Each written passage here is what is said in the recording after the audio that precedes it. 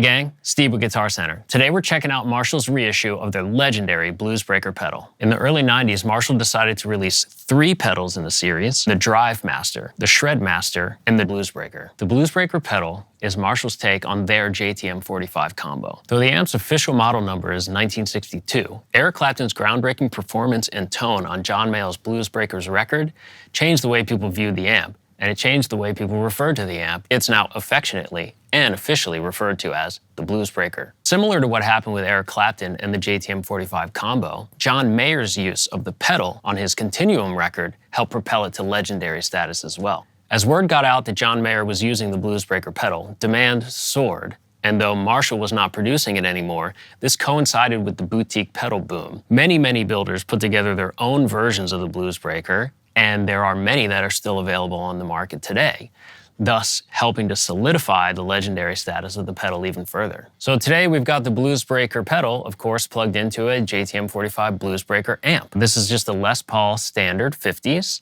and we're going into the pedals, into the amp. Here's the clean, and we just add a bit of drive.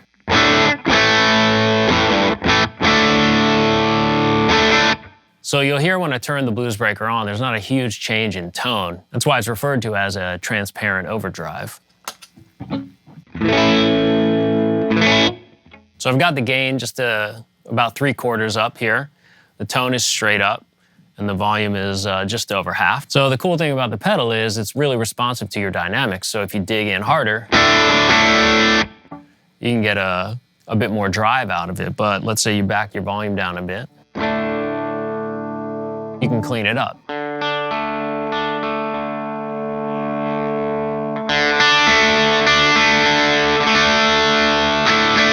And there's a nice, pretty wide range of gain that you've got here in the pedal itself. I'm just taking it down to about straight up now.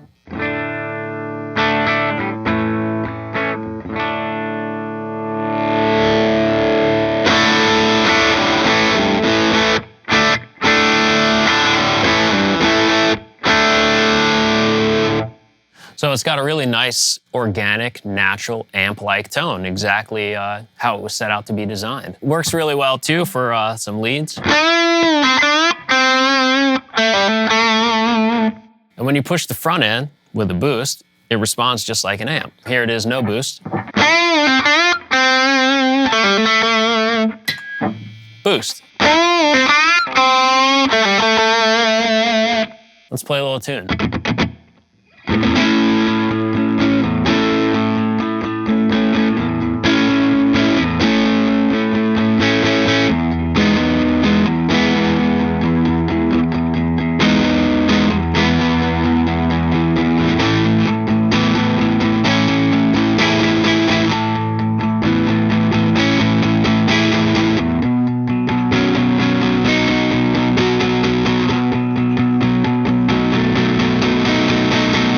So of course, if you're gonna try out a Bluesbreaker, you gotta try it out with John Mayer's guitar, PRS SE Silver Sky.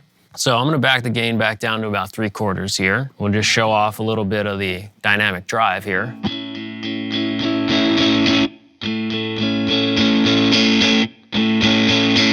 All right, so we've got the Silver Sky, and we're playing single coils here. We're in the 4th pickup position. This is just a little tune to show off some of the dynamics of the pedal. You'll be able to hear as I dig in harder, we'll get more dirt out of it.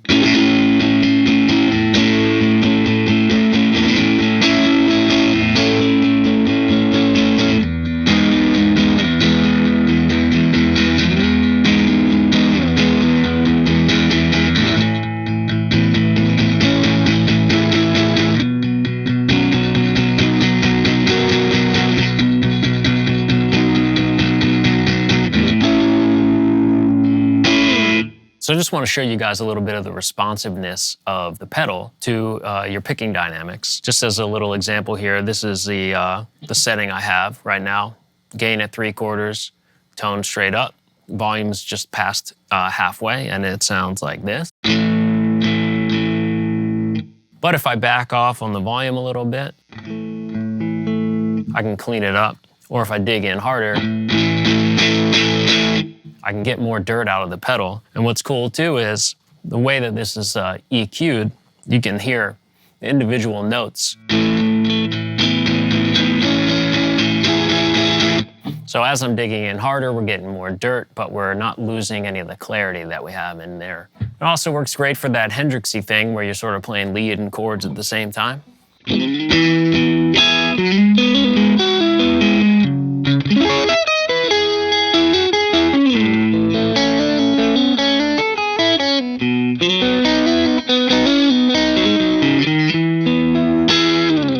So as you can tell, the Bluesbreaker delivers on the promise of an amp in a box. Its tone is very natural, it's very dynamic, and it helps to enhance whichever guitar you're using, single coils or humbuckers. If you want to learn more about the Bluesbreaker or the entire lineup, head to your local GC or visit guitarcenter.com.